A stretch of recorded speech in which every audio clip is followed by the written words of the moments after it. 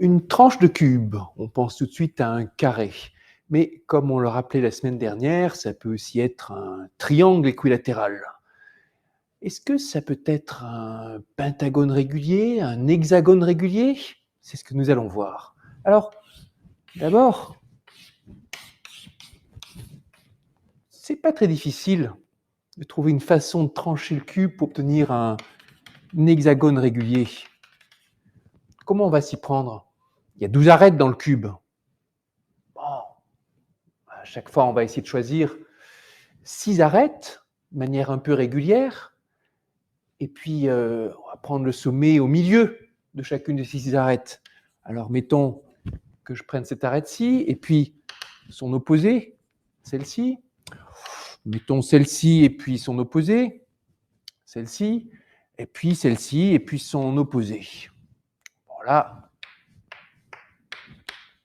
j'ai 6 points, et c'est pas difficile de se convaincre qu'ils sont tous les 6 dans un même plan. Vous pourrez vous en convaincre sans trop de difficulté. Et évidemment, vu la façon dont je les ai disposés, toutes les distances sont égales, on a bien affaire à un hexagone régulier. Comme quoi, on peut trancher un cube pour obtenir un parfait hexagone. Alors maintenant, qu'en est-il d'une section pentagonale? Ce n'est pas forcément évident qu'on puisse sectionner un cube de manière à ce que la figure de coupe soit un pentagone.